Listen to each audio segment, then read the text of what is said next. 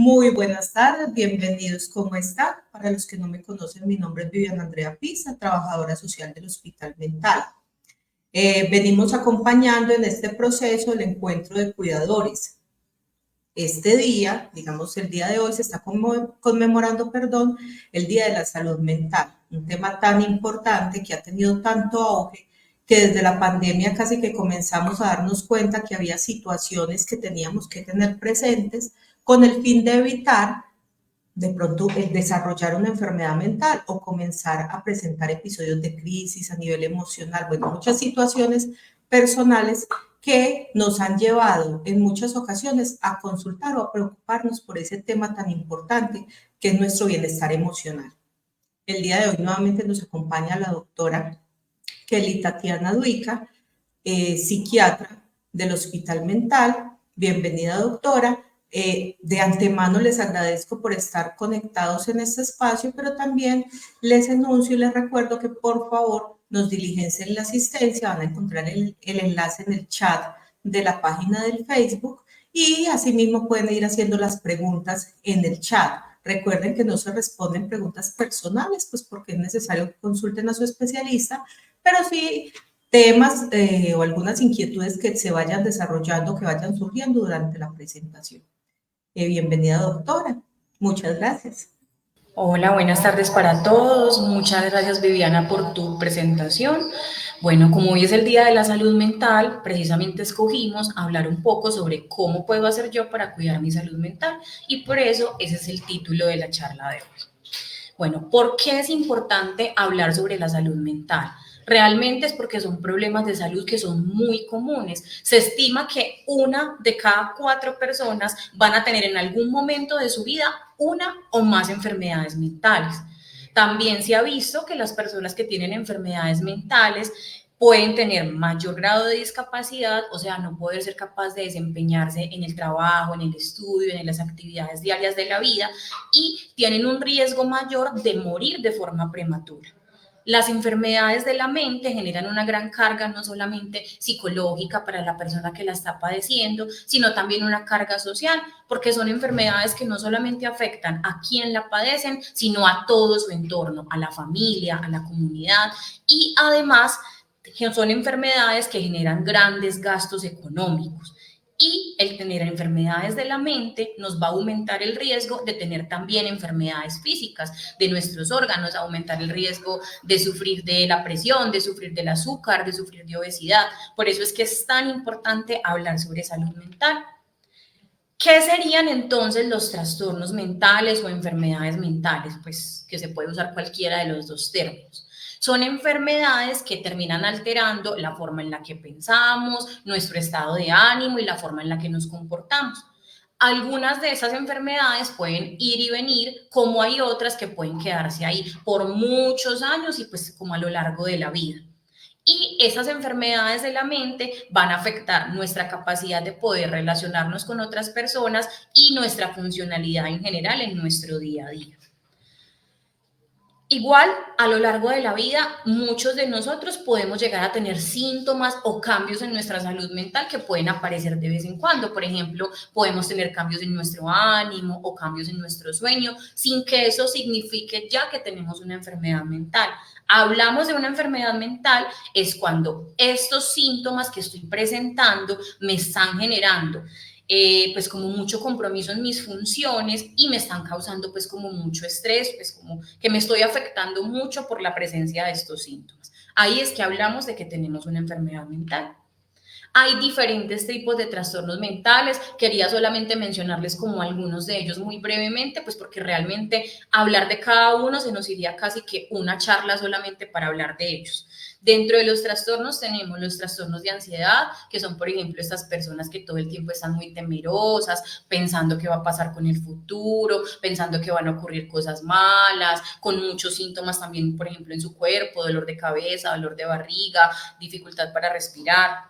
Tenemos los trastornos obsesivos compulsivos, que son estas personas que, por ejemplo, están muy obsesionados con el orden, con la limpieza, con que todo esté organizado de cierta forma, o que tienen que verificar muchas veces si cerré la llave del gas, si apagué la luz, y las fobias que son como miedos, específicos a ciertas cosas. Por ejemplo, una fobia a los insectos, una fobia a las alturas. También están los trastornos del ánimo. Ahí, por ejemplo, tenemos la depresión, que son esas personas que están todo el tiempo tristes, aburridos, que no quieren hacer nada, que ya no les provoca hacer las cosas que antes les gustaba, que cambia el sueño, el apetito. Y tenemos los pacientes bipolares, que tienen estas crisis de depresión que ya mencionamos, pero que también pueden tener unas crisis que se llaman manías, en las que están muy acelerados, se ponen a hablar mucho, se meten en problemas, se vuelven imprudentes, no duermen porque tienen mucha energía. Tenemos los trastornos de la alimentación, como la anorexia y la bulimia, en la que las personas empiezan a restringir los alimentos que comen hasta llegar incluso a saltarse comidas y pueden llegar a tener conductas como vomitar o hacer ejercicio buscando no subir de peso. Los trastornos de la personalidad, pues que realmente son muy variados. Dentro de los más comunes tenemos, por ejemplo, el trastorno límite de personalidad, en el que hay personas que son muy impulsivas, que las emociones las viven de forma como muy intensas, que pueden tener como más riesgo de llegar a hacerse daño, pues en medio de las crisis que tienen. Tenemos el trastorno de estrés postraumático, que se produce siempre que una persona ha estado expuesto a algún evento traumático y aparecen síntomas como pesadillas, recuerdos recurrentes sobre lo que ocurrió, cambios también en el estado de ánimo, mayor impulsividad. Y tenemos lo que llamamos los psiquiatras los trastornos psicóticos. Esos trastornos generan síntomas en el que la persona, por así decirlo, tiene una desconexión de la realidad, comienza a tener pensamientos raros, pues que realmente no tienen como, no son reales, y empiezan a ver o escuchar cosas que no están ahí, que es lo que llamamos nosotros alucinaciones. ¿Qué es lo que causa entonces los trastornos de la mente? Dentro de las causas puede haber una predisposición genética y antecedentes en la familia. ¿Esto qué quiere decir? Que si yo tengo un familiar que tiene una enfermedad mental, tengo más riesgo de desarrollar una enfermedad mental también. No es una camisa de fuerza, no es como que si mi mamá o mi papá tienen enfermedades de la mente, entonces ya yo estoy destinada a tener una enfermedad de la mente, pero sí voy a tener más riesgo que una persona que no tenga un familiar con enfermedad mental. También influyen aquí las experiencias de nuestra vida diaria, si por ejemplo estamos sometidos a situaciones de mucho estrés o si hemos sido víctimas de maltrato, de abuso físico, sexual, sobre todo si esto se dio en la infancia, o por ejemplo la gente que va a la guerra o está en zonas de conflicto armado van a tener también más riesgo de desarrollar enfermedades de la mente. Van a influir también factores que son más biológicos y que tienen que ver con cómo funciona el cerebro. En los trastornos mentales suele haber como desequilibrios en la parte química de nuestro cerebro y hay unas sustancias que se alteran y por eso es que se produce el trastorno mental. También, si por ejemplo durante el embarazo hay consumo de drogas, consumo de alcohol o exposición, por ejemplo, a algún virus, alguna bacteria, podría ser que ese niño, producto de ese embarazo, tenga más riesgo de enfermedades de la mente. El consumo de licor y el consumo de drogas incrementan también el riesgo. Sobre todo, por ejemplo, si yo tengo ya un factor como tener un antecedente en mi familia de enfermedad de la mente y me pongo a consumir sustancias, es posible que esa enfermedad de la mente se me despierte y la empiece a sufrir yo también.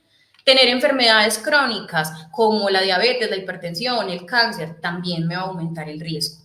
Haber tenido lesiones cerebrales traumáticas graves, no simplemente como que yo vaya por ahí por la calle y me dio un totazo que ya me va a dar una enfermedad mental, no, sino por ejemplo lesiones en las que yo haya perdido la conciencia, que me hayan tenido que hacer alguna intervención pues como de operarme porque fue un golpe muy grave, ahí es cuando aumenta el riesgo. Y también tienen más riesgo las personas que tienen pocos amigos o que están más solos o aislados. ¿Cuál es el mensaje que quiero dejarles de acá? Es que las enfermedades de la mente no tienen nada que ver con que yo no tenga carácter, con que yo sea débil, sino que tienen muchos factores que las pueden ocasionar.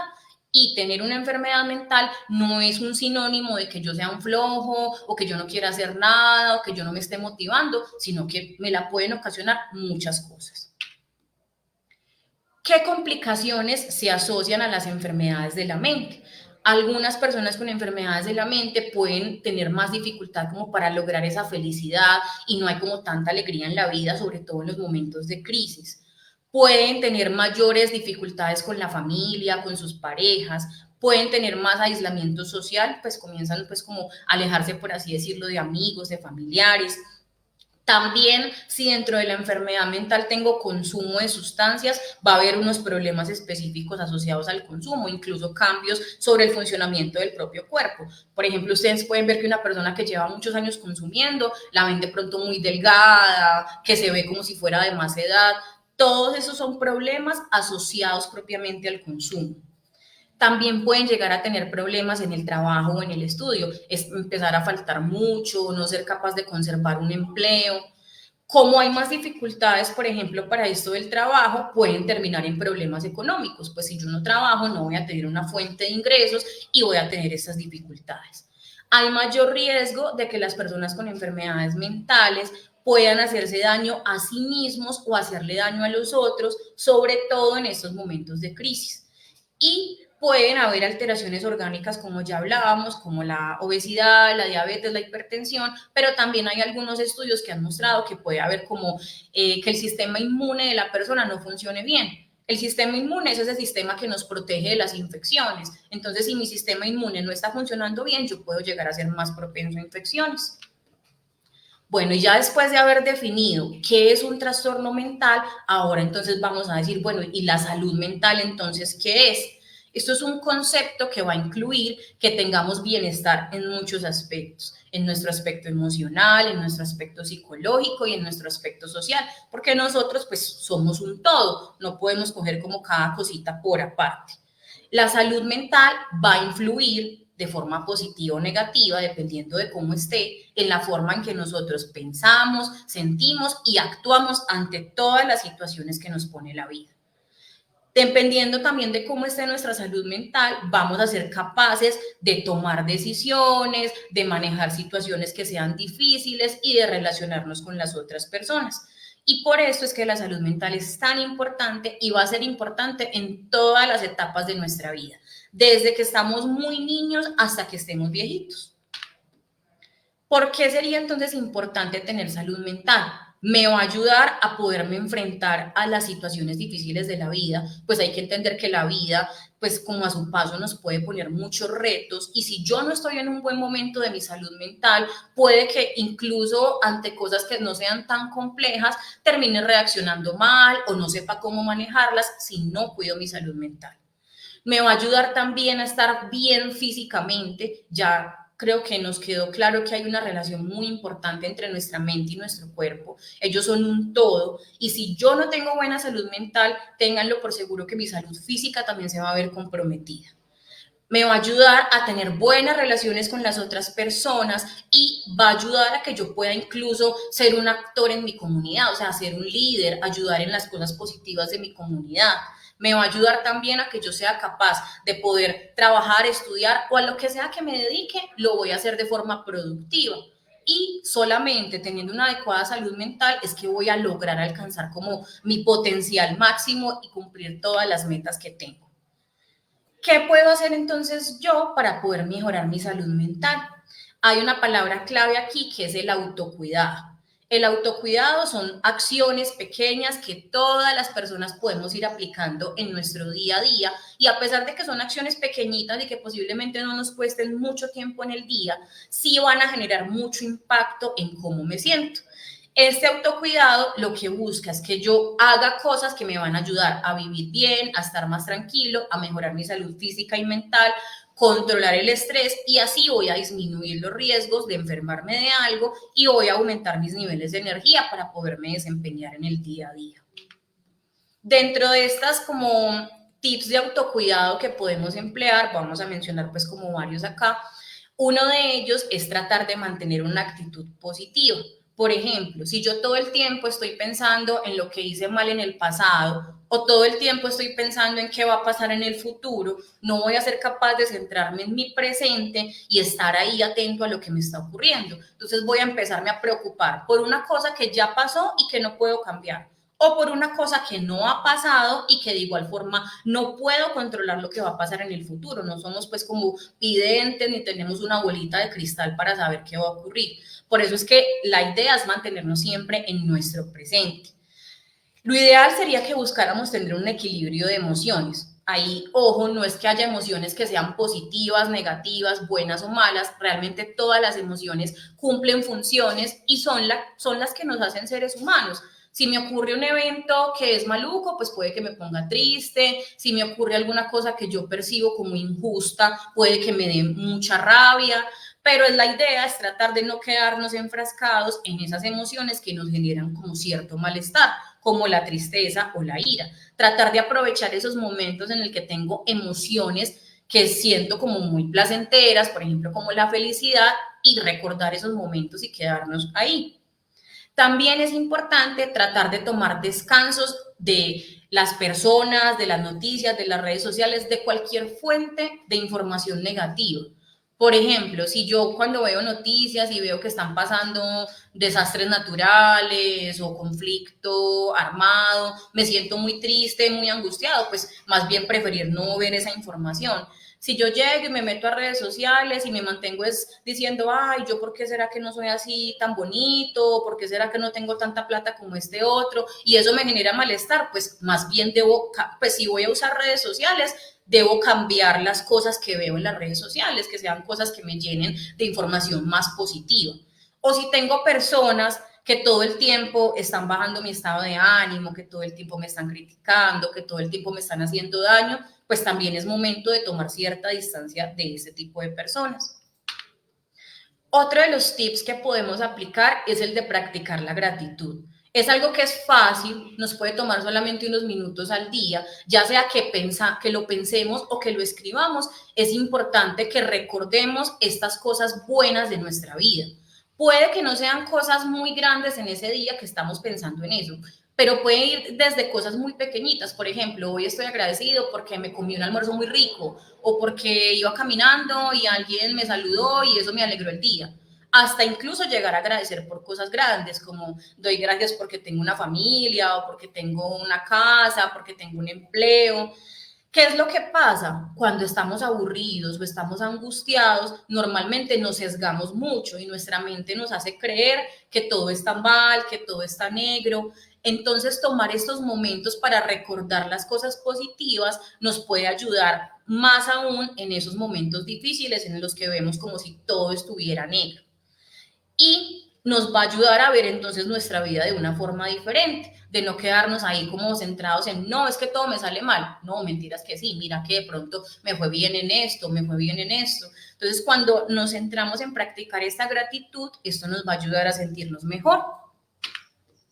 También estar físicamente activo. Se ha demostrado, incluso pues se han hecho muchos estudios que lo muestran, que el ejercicio no solamente nos va a servir para nuestra salud física y la salud del corazón, sino que también nos va a servir para la salud de la mente. Ayuda a mejorar el estado de ánimo, reduce el estrés, reduce la depresión. La idea es que por lo menos hagamos 30 minutos de actividad física. Si vamos a caminar, la idea es que sea una caminata rápida, no una caminata ahí como tranquila conversando, sino lo más rápido posible, que sintamos que nuestro corazón comienza a acelerarse un poquito cuando estamos caminando, y tratar de que sean entonces por lo menos 30 minutos. Si yo de pronto no soy capaz de sacar 30 minutos seguidos en el día porque estoy muy ocupado con otras cosas, los puedo sacar en el transcurso del día en lapsos de tiempo. Por ejemplo, 3 veces al día hacer una actividad física de 10 minutos. Ahí estaría cumpliendo con los 30 minutos y estaría cumpliendo con mi cuota de actividad física.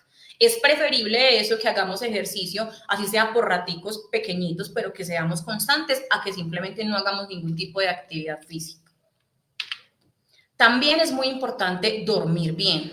Creo que todos en algún momento lo hemos experimentado, tener alguna noche en la que no descansamos, y uno cómo se siente al otro día después de no haber dormido. Se siente maluco, se pone más enojado, todo como que le angustia, como que, mejor dicho, o sea, te pones en un estado de ánimo muy maluco.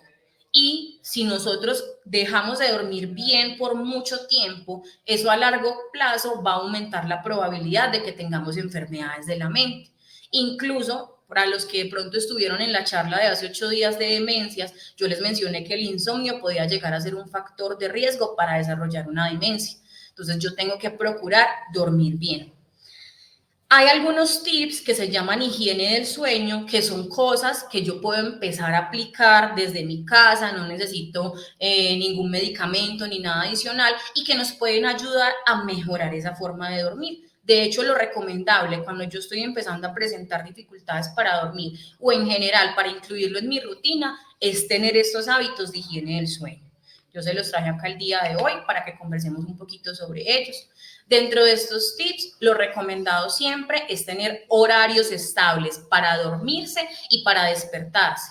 Incluso tratar de que los fines de semana no se nos mueva mucho ese horario del sueño. Yo sé que a veces de pronto trabajamos muy duro y queremos descansar un poco más en fin de semana, pero la idea es tratar de que el horario del sueño sea lo más estable posible, tanto la hora a la que me voy a dormir como la hora a la que me despierto.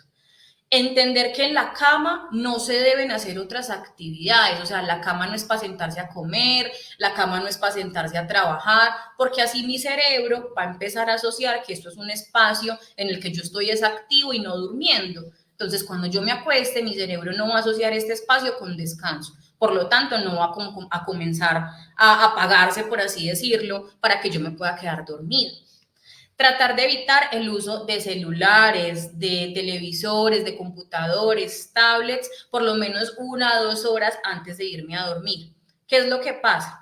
Mi cerebro, para poder quedarse dormido, tiene que liberar una hormona que se llama la melatonina. Esta melatonina mi cerebro la libera cuando yo estoy ante oscuridad. El cerebro lo que sensa es como que si está oscuro es porque está de noche y si está de noche es porque tengo que dormir. Entonces comienza a liberar esa melatonina. Cuando yo llego y le pongo a mi cerebro estas luces de las pantallas, él de forma como errada piensa que es que no está de noche, como hay luz está de día, entonces yo no me duermo. Entonces no se libera adecuadamente la melatonina y por eso es que no podemos quedarnos dormidos. También por esta misma razón se recomienda que en la habitación no se usen de estas luces que son como muy blancas, sino buscar que sean luces más cálidas, como más amarillitas, para que no interfieran con este ciclo del sueño. Si, por ejemplo, yo llego y me acuesto y no logro quedarme dormido, la idea no es quedarme ahí en la cama dando vueltas de un lado para otro. Lo recomendable es que yo intente dormir por lo menos unos 20 minuticos. Si yo veo que no me quedo dormido, debo pararme de la cama y ponerme a hacer alguna otra actividad, idealmente una actividad que sea relajante, que no sea una actividad que me estimule mucho, pues porque me va a despertar. Por ejemplo, leer un libro, hacer estiramiento o ejercicios de relajación que ya los vamos a ver ahorita más adelante.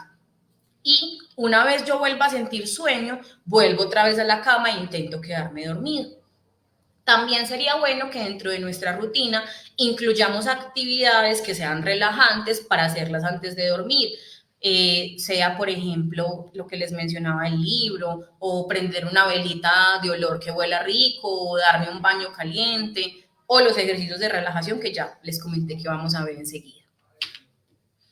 Siempre y muy importante, no dormir en el día. Si yo duermo en el día, lo que voy a lograr es que mi ciclo del sueño se cambie y no voy a poder tener un adecuado descanso durante la noche. Entonces, así sean siestas, tratar de evitarlas. Si voy a hacer siestas, idealmente que no sean de más de 20 minutos, porque si no, no voy a lograr llegar lo suficientemente cansado a la noche.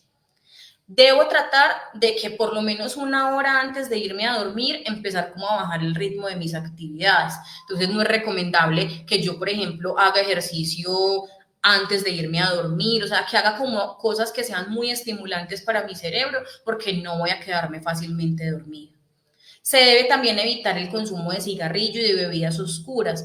Pues de cigarrillo no solamente para dormir, sino pues por todos los problemas que creo que todas las personas acá presentes conocemos asociados al consumo de cigarrillo. Pero, por ejemplo, con las bebidas oscuras, si soy una persona que, por ejemplo, me gusta el café, tratar de que si lo voy a tomar, no tomármelo después de las 2, 3 de la tarde, porque puede influir con mi sueño. También en la noche, cuando vaya a cenar, tratar de no comer comidas que sean muy abundantes o que tengan picante, porque me van a caer pesado, porque me pueden generar gastritis y así no me van a dejar dormir. Y también sería lo ideal tratar de esas preocupaciones de mi día a día, no llevármelas a la cama, porque lo que hago es acostarme y ponerme a pensar en un montón de cosas, en lo que voy a hacer mañana, en por qué no resolví esto, y termino sin poderme quedar dormida. Otro de los tips de autocuidado es tener una buena alimentación. Cuando nos nutrimos bien, nos vamos a sentir bien físicamente, pero también una buena nutrición nos va a ayudar a que nuestro estado de ánimo esté mejor y que se bajen los niveles de ansiedad y de estrés. Tratar de incluir una buena cantidad de frutas y de verduras en nuestra alimentación, de bajar el consumo, por ejemplo, de esos alimentos fritos, de las comidas chatarras, y tener en cuenta también que, por ejemplo, las deficiencias de algunos nutrientes o de algunas vitaminas pueden influir sobre mi salud mental. Por eso siempre debo alimentarme bien para que esto no me ocurra. Tratar de tener unas buenas conexiones con las otras personas. Es muy importante entender que los seres humanos somos seres que somos sociales por naturaleza y es muy importante que tengamos relaciones con las otras personas y que siempre tengamos como el apoyo de alguien más que estén ahí para nosotros. Esto es un factor protector en mi salud mental, por eso es muy importante tratar de mantener como activas esas relaciones con mi familia, con mis amigos, con mi pareja. Tener un propósito de vida, esto es muy importante. Sea que nuestro propósito sea triunfar en nuestro trabajo, sea estudiar, sea hacer actividades de voluntariado, sea aprender algún nuevo hobby, alguna nueva habilidad. Siempre debemos tener un propósito en nuestro día a día porque esto es como el motor que nos va a mover y nos va a obligar a levantarnos de la cama, a hacer cosas, a mantener nuestra mente ocupada. Y también, ¿por qué no? Pues podemos explorar como toda nuestra espiritualidad. Independiente de la religión en la que yo crea o si yo no tengo como alguna religión puntual, todos los seres humanos podemos explorar esa espiritualidad y tener alguna creencia va a ser un factor de protección para nuestra salud mental. Tener además muy claras cuáles son mis metas y mis prioridades. Incluso en el día a día yo puedo llegar y pensar, bueno, en este momento mi meta del día va a ser hacer esta y esta actividad, esto otro que tengo que hacer de pronto puede esperar hasta mañana, hasta pasado mañana, tratar de priorizar muy bien lo que yo tengo que hacer durante el día. También es muy importante, por ejemplo, si yo estoy en un trabajo, ser muy asertivo y aprender a decir no si de pronto me están poniendo una tarea con la que yo no voy a ser capaz de cumplir porque tengo muchas cosas al tiempo. Y la idea es que luego de que terminemos el día seamos capaces de reconocer y darnos cuenta todas esas cosas que logramos durante el día y no simplemente quedarnos enfrascados en las cosas que no alcancé a hacer. Ahí va como más como eso de ver el vaso medio lleno o medio vacío. Somos nosotros quienes decidimos como la percepción que vamos a tener de las cosas que hicimos en nuestro día. Y somos nosotros quienes miramos y decimos, no, mira, lo hice muy bien, logré hacer esto y esto y esto. Puede que no alcance a hacer esto, pero mañana lo hago. Que si simplemente me quedo enfrascado en lo que no logré. También podemos emplear algunas técnicas que se llaman técnicas de relajación. ¿Qué buscan esas técnicas? Que nuestro cuerpo entre en un estado de relajación de forma natural. Cuando estamos más relajados, vamos a notar que nuestra respiración se vuelve como un poco más despacio, baja nuestra presión arterial y la tensión en los músculos también disminuye. Hay múltiples técnicas de relajación. Yo aquí les quería mencionar como dos muy puntuales que son de las que más me gustan y las que más uso. Una se llama la relajación progresiva de Jacobson.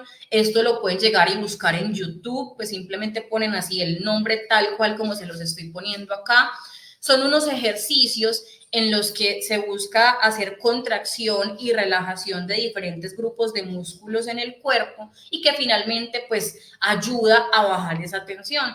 Esa técnica la puedo usar, por ejemplo, cuando estoy en un momento de mucha angustia o la puedo usar, por ejemplo, en mi rutina todos los días antes de irme a dormir y van a ver que les va a ayudar bastante. Otro ejercicio que puedo aplicar son los ejercicios de respiración consciente. Hay alguno que, por ejemplo, se usa para el tema del sueño, que se llama el del 4-7-8. ¿Qué quiere decir eso? Tomo aire contando 4 segundos, luego sostengo ese aire ahí contando 7 segundos y luego boto ese aire contando 8 segundos. Hago esto como en varias, pues como repetitivamente, y esto me va a ayudar a relajarme y a lograr quedarme dormido. También puedo hacerlo con una técnica más simple que sería la del 5-5-5. Cuento 5 segundos tomando el aire, lo sostengo por 5 segundos y lo boto en 5 segundos. Estas técnicas de respiración me pueden ayudar, pues como ya mencionamos, para lo del tema del sueño o también en momentos en que esté muy angustiado. Hacer la respiración más consciente va a ayudar a que ese ritmo de mi respiración baje y que yo también comience a sentirme un poco más tranquilo. Bueno, y entonces, ¿en qué momentos serían en los que yo debería como empezar a pensar en consultar a un médico? Cuando me están pasando qué cosas. Por ejemplo, si todo el tiempo me siento triste o desanimado. Es normal que los seres humanos, como ya habíamos hablado ahorita, tengamos cambios en nuestras emociones y que si nos pasa algo maluco, respondamos así y nos pongamos tristes. Pero si yo llevo muchos días, incluso pues como el criterio que usamos nosotros es 2 semanas o más sintiéndome triste todo el tiempo, aburrido, sin ganas de hacer las cosas, debo comenzar a prestarle atención y consultar. Si veo que cada vez está bajando más mi capacidad de estar atento a las cosas y de concentrarme, se me está olvidando todo, me distraigo en el trabajo, tengo que pensar en consultar. Si estoy todo el tiempo muy nervioso, con miedo a que van a pasar cosas malas, todo el tiempo con pensadera, dándole vueltas a las cosas, debo consultar. Si todo el tiempo estoy sintiéndome culpable, incluso cuando no he hecho como alguna cosa por la cual debería sentirme así, es un signo de que posiblemente tengamos algún grado de depresión y deberíamos consultar. Cambios muy bruscos en mi humor. Estoy en un momentico feliz y al momentico estoy enojado y al ratico estoy triste. Debo también consultar para identificar qué es lo que está pasando. Si noto o si de pronto tengo a alguien que es conocido mío y veo que le está ocurriendo, alguien que se está alejando mucho como de sus amistades o de las actividades que antes le gustaba hacer, debo consultar. Si todo el tiempo me siento cansado, como con la batería baja todo el tiempo, o si tengo dificultades en el sueño, sea que no esté durmiendo nada o que ya esté muy dormilón y durmiendo todo el día, debo consultar. Esta desconexión de la realidad casi siempre no se da cuenta la persona que lo tiene, sino más sus familiares o amigos. O sea, si yo veo a alguien que conozco que está con ideas extrañas, salidas de la realidad, viendo, escuchando cosas que no están ahí, lo más común es que, por ejemplo, estén pensando que les van a hacer daño, que los van a perseguir, que los van a matar. Debo llevar a esa persona a consultar. Si siento que ya como que las cosas de la vida me están sobrepasando y no soy capaz de enfrentarme a ningún problema, al estrés pues como de mi vida, debería también ir al médico. Y si identifico que tengo dificultades con el consumo de alcohol o de drogas. También, si tengo cambios en mi alimentación, estoy comiendo demasiado, estoy comiendo muy poco, me estoy saltando comidas porque estoy preocupado, porque me voy a engordar, o estoy vomitando o haciendo ejercicio después de que como, debería consultar. Cambios en el deseo sexual, tanto como que el deseo sexual esté muy incrementado, una cosa como que no haya visto yo antes en mí, o que el deseo sexual esté muy bajito. A veces pueden tener que ver con cambios en la salud mental. Si, por ejemplo, tengo muchas dificultades para controlar la rabia, todo el tiempo me estoy enojando y estoy reaccionando mal, que llego y me enojo y tiro puertas y mando manotazos, debería ir a consultar para ver qué me está ocurriendo. Y si llego a tener ideas de quererme morir o de quererme quitar la vida. ¿Cuáles son los consejos que yo les doy cuando van a tener una primera consulta para averiguar sobre su salud mental? Lo primero es tratar de tener esto como una prioridad. A veces las personas se centran en consultar solamente por lo que les está pasando en lo físico, pero descuidan su salud mental. Es muy importante que si yo identifico cualquier cambio en mi salud mental, me tome el trabajo de ir a consultar específicamente por eso. Si yo soy una persona que de pronto soy un poquito olvidadiza, lo ideal es que de pronto me ayude alguna libreta y pueda llevar escrito cuáles son como esas preguntas o esos síntomas que tengo y que le quiero contar al médico, cuáles medicamentos tomo, de qué enfermedades sufro y de qué enfermedades de pronto han sufrido miembros de mi familia, sobre todo en el tema mental, porque ya vimos que las personas con familiares con enfermedades de la mente pueden tener más riesgo de tener una enfermedad de la mente. Idealmente a las consultas siempre se debe ir acompañado, ¿Por qué? Porque a veces hay cambios en mi comportamiento o en mi estado de ánimo que puede que yo no esté notando, pero que las personas que me conocen sí vean que estoy diferente. Entonces es importante para nosotros los médicos que haya una fuente extra de información que nos digan cómo ven a la persona. Siempre tratar de ser muy sincero en esas consultas. A pesar de que haya como mitos por ahí o creencias de que los psicólogos o los psiquiatras leemos la mente, nosotros no leemos la mente, no somos adivinos y lo que ustedes no nos cuenten es información que posiblemente no va a quedar ahí registrada para nosotros. Por eso es muy importante que siempre nos hablen todo con sinceridad. La idea no es juzgar a nadie, sino poder entender qué está pasando para poder brindar una ayuda. Y al momento como de cerrar la consulta, si usted tiene cualquier duda, es importante que siempre pida explicaciones y haga las preguntas que necesita. Si yo me voy de una consulta con dudas de cómo me tomo el tratamiento, de qué es lo que tengo que hacer, pues no voy a hacer las cosas bien y voy a perder más tiempo para poder hacerle pues como frente y poder mejorar mi salud mental.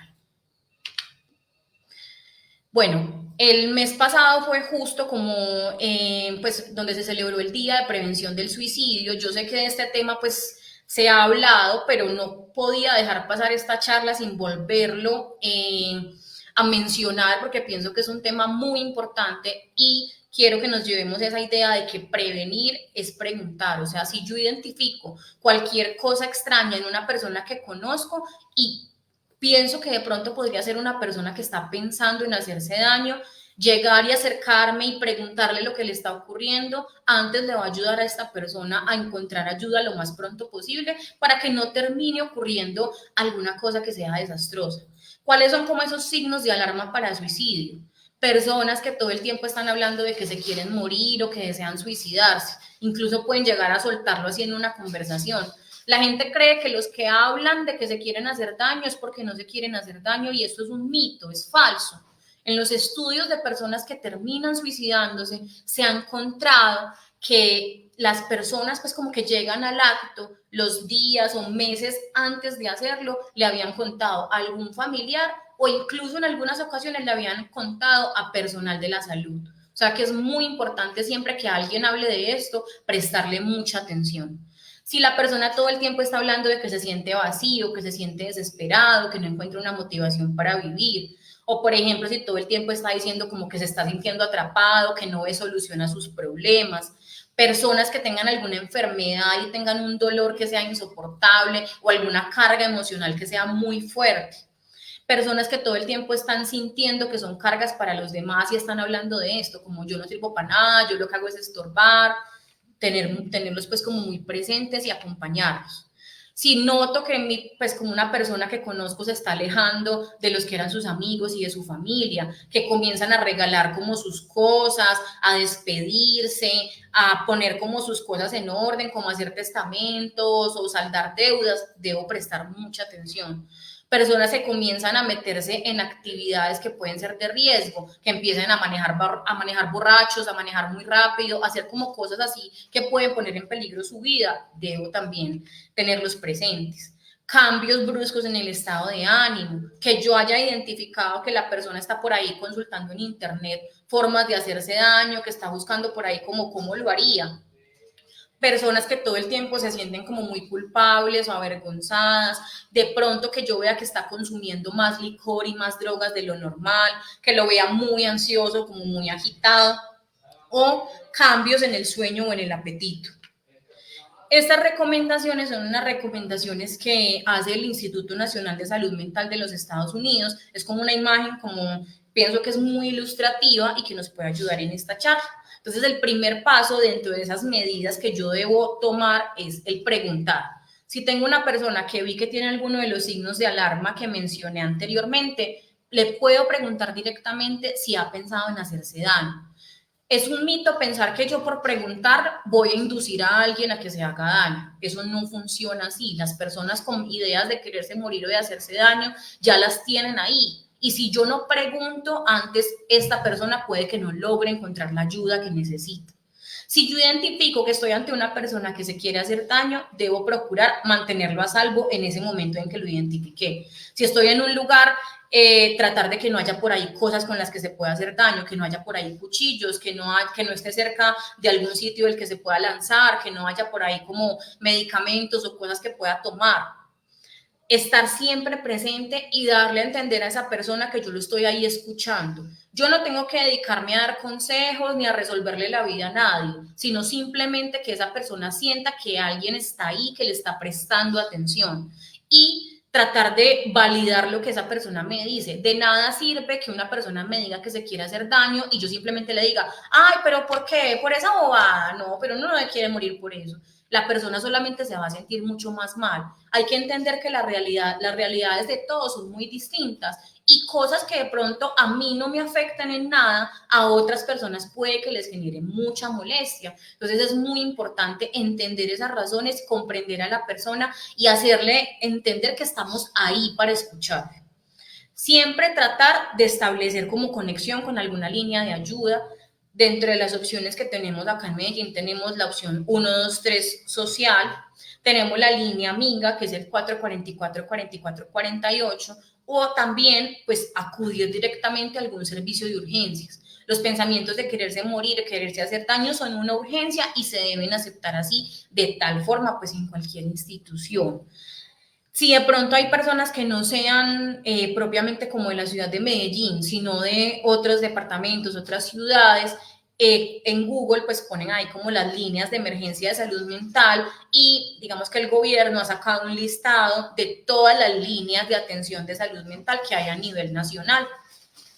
Y también ya luego de que yo llegué, le brindé esa ayuda, esta persona está recibiendo como su tratamiento, tratar de mantenerme muy conectado, o sea, preguntarle a la persona cómo va, cómo se ha sentido después de la crisis, en qué le puedo ayudar, estar siempre como muy presente. Bueno, y si yo ya tengo una enfermedad mental, entonces, ¿qué más podría hacer? Dentro de las cosas que puedo hacer, una de las principales es saber prestar atención a cuáles son los signos de alarma de mi enfermedad mental. Siempre en las consultas de psiquiatría tratamos de recordarles a los pacientes y a las familias cuáles son los signos que a mí me pueden indicar que una persona se está descompensando, sea que empiece a tener cambios en el sueño, cambios en el apetito, cambios en el ánimo, que empiece a hablar cosas raras, a escuchar cosas raras, dependiendo de la enfermedad que tenga, van a ser signos de alarma diferentes. Es muy importante que yo aprenda a identificar cuáles son, cosa que cuando se estén empezando a presentar yo consulte inmediatamente y así evite que posiblemente termine en una crisis más fuerte y se pueda hacer un tratamiento. Es muy importante que yo asista a todos los controles por psiquiatría, por medicina general, por las especialidades que me estén viendo. Es la única forma de poder hacer un seguimiento y poder hacer los ajustes que se necesiten en el tratamiento. No debo consumir ni licor ni sustancias psicoactivas. Hasta ahora no hay ni una sola de las enfermedades mentales a la que no le vaya mal si yo le revuelvo a eso licor o le revuelvo a eso drogas. Todas las enfermedades mentales empeoran con estos consumos.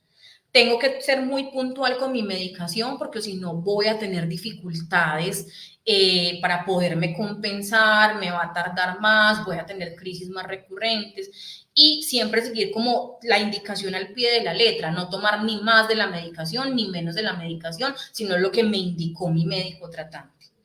Entender que puedo pedir ayuda cuando la necesite, o sea, hay momentos en que nosotros solos puede que sintamos que no vamos a ser capaces con algo, pero siempre que lo necesite, sea a un familiar, a un amigo, a la persona de más confianza, contarle que no me estoy sintiendo bien y pedirle que me ayude. Y aquí también entra el autocuidado. Todos esos tips que vimos ahorita sobre el autocuidado aplican también para las personas que ya tienen un diagnóstico de una enfermedad mental y van a ayudar a que pueda sobrellevar esa enfermedad mental de la mejor manera posible. Por último, para terminar, eso es como una frase pues como muy cortica, pues aprovechando que hoy es el Día de la Salud Mental, realmente es muy importante resaltarlo. En esta frase dice, lo que la salud mental necesita es más luz solar, más franqueza y más conversación sin vergüenza. Realmente es muy positivo que tengamos estos espacios para hablar sobre salud mental, porque por muchos años la salud mental ha sido un tabú, una cosa de la que nadie habla, se ha asociado siempre como con debilidad o la gente ha minimizado lo que son las enfermedades de la mente y hay que entender que esas enfermedades son enfermedades reales y que generan mucho impacto.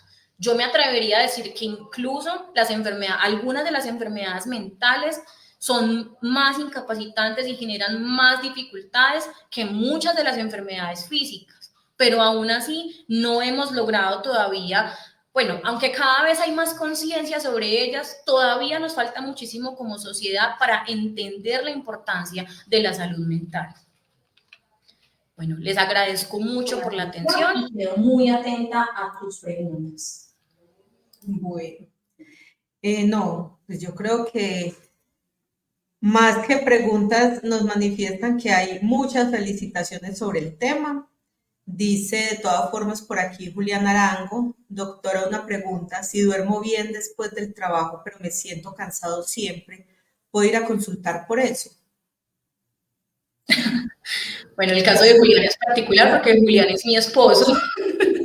Entonces Bueno. tiene la psiquiatra en la casa. Bueno, Julián, no, definitivamente si a pesar de dormir bien, yo siento que mi rendimiento ha bajado, que me estoy sintiendo muy fatigado, que todo el tiempo me siento cansado, es un signo que me debe alarmar y que debo consultar. Inicialmente la puerta de entrada siempre es a través de medicina general. Además, porque cuando hay, por ejemplo, síntomas como el cansancio y la fatiga, yo tengo que descartar que no haya algo más que me lo esté causando. Por ejemplo, si yo tengo una anemia, si yo tengo una enfermedad de la tiroides, puede que me ocurra que me sienta cansado sin que necesariamente tenga una enfermedad mental. Entonces, si tengo estos síntomas, debería consultar al médico para que me haga una evaluación general y según lo que él considere, mire si me debe mandar algún examen de sangre o si me debe remitir, sea a psicología o a psiquiatría, dependiendo de los síntomas que encuentre. Creo que no hay más preguntas. Les recuerdo por favor la asistencia. Recuerden que es muy importante para nosotros el poder saber que se conectaron, que están disfrutando el espacio. Creo que quedó completamente claro. La doctora, aparte de darnos tips de prevención a nivel personal, también nos dio tips de cómo ayudar a otras personas si estamos identificando que tienen una situación compleja y que necesita atención inmediata. Que estén muy bien, feliz tarde, que la pasen rico y muchas gracias, doctora. Muchas gracias, Viviana, y ustedes también muchas gracias por escucharnos y que estén muy bien.